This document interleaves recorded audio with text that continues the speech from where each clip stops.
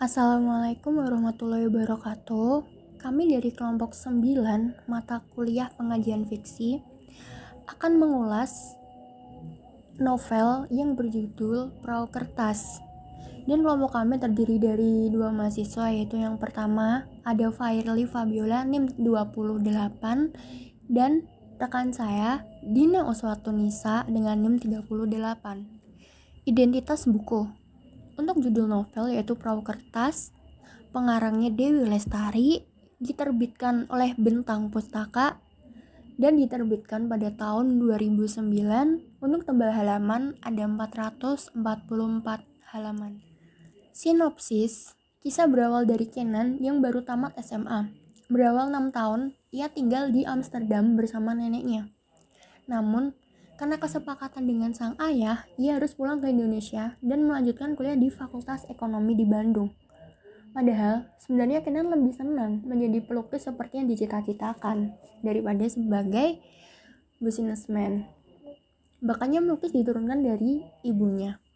Di sisi lain, ada seorang gadis bernama Kugi. Ia sangat unik dan hidupnya penuh dengan kejutan. Ia bercita-cita menjadi seorang pendongeng. Banyak koleksi buku-buku dongeng di taman baca miliknya. Selain itu, juga gemar menulis sebuah dongeng. Kugi menyadari bahwa juru dongeng adalah profesi yang tidak meyakinkan dan tidak akan mudah untuk diterima di masyarakat.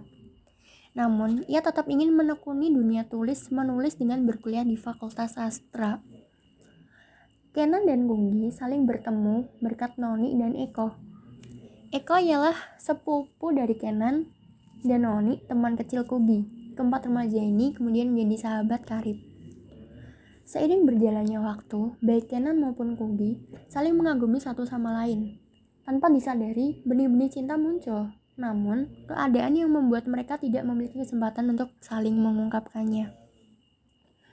Kugi berpacaran dengan Ojos, sedangkan Kenan dicoblangkan dengan Wanda.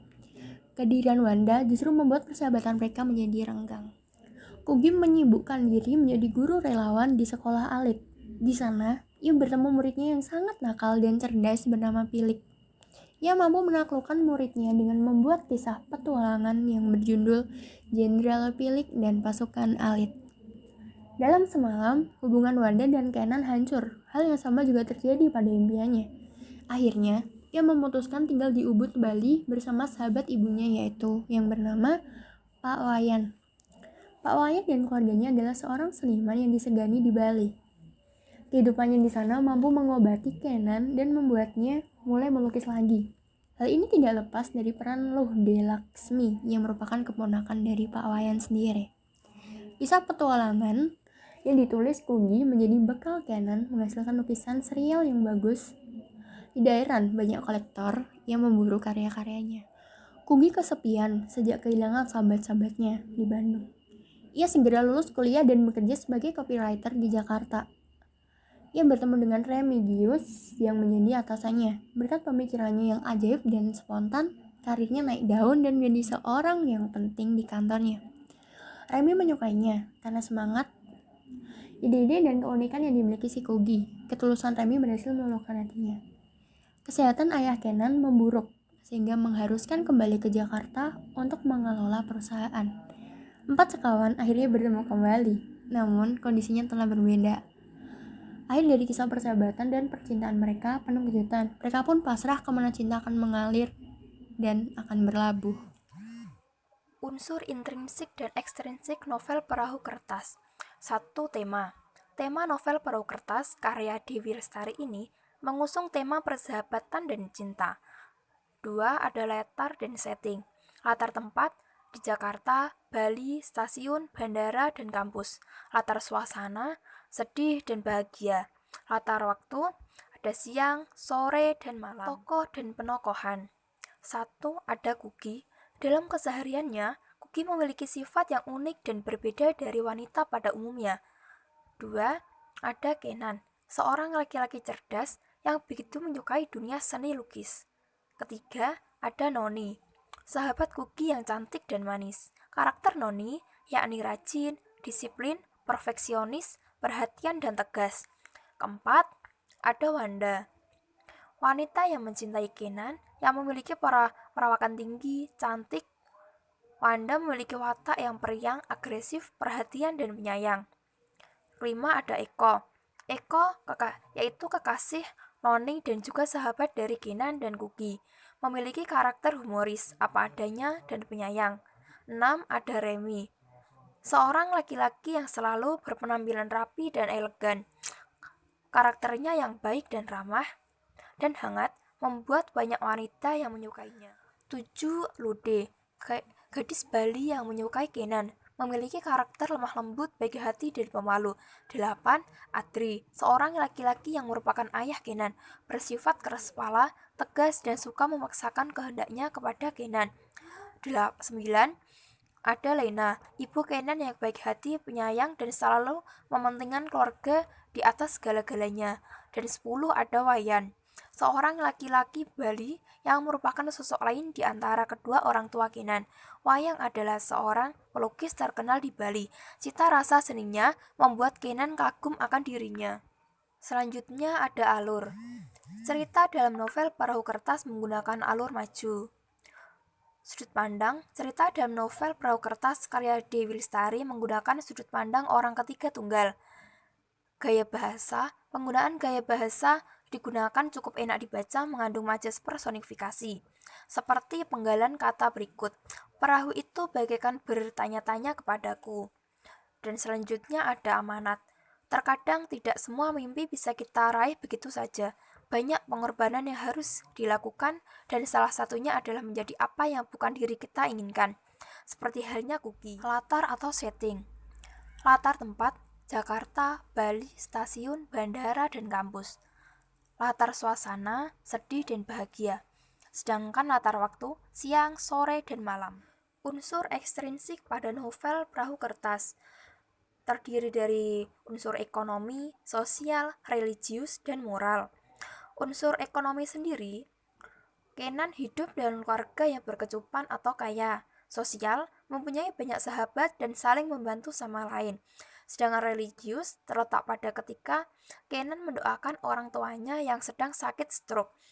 Moralnya, saling menghargai, tolong-menolong dalam kebaikan, dan saling menghormati. Kelebihan dan kekurangan novel Perahu Kertas. Kelebihannya ada 1.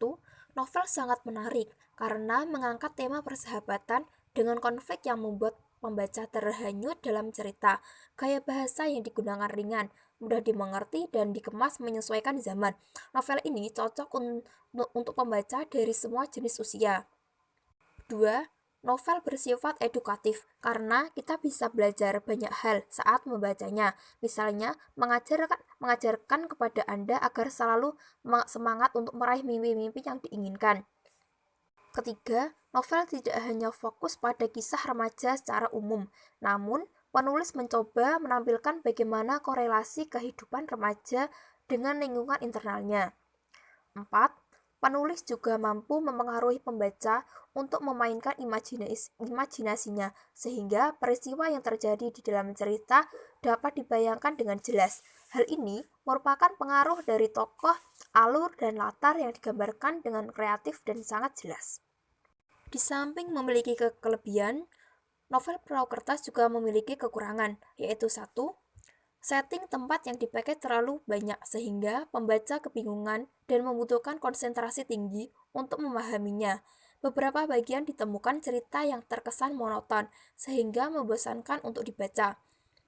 2. Kekurangan novel ini terletak pada penjabaran cerita yang terlalu rinci sehingga pembaca cenderung malas untuk membacanya. Selain itu, jumlah halaman dalam novel ini juga tergolong banyak. Kesimpulan, kisah yang diceritakan dalam novel ini penuh dengan konflik batin. Sulit untuk melepaskan perasaan yang sudah tertanam begitu dalam di hati seseorang.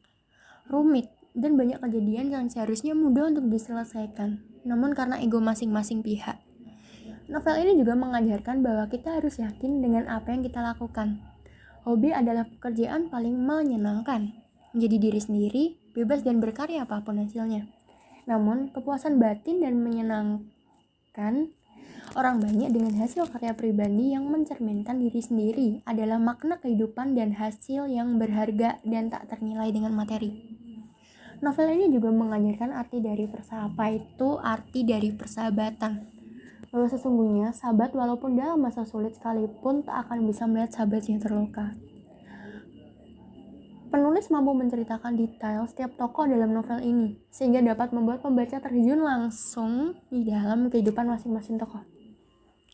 Membawa pembaca untuk bisa menikmati setiap jalan cerita, dan membawa pembaca untuk membaca setiap halamannya, setiap lembarnya dengan begitu antusias.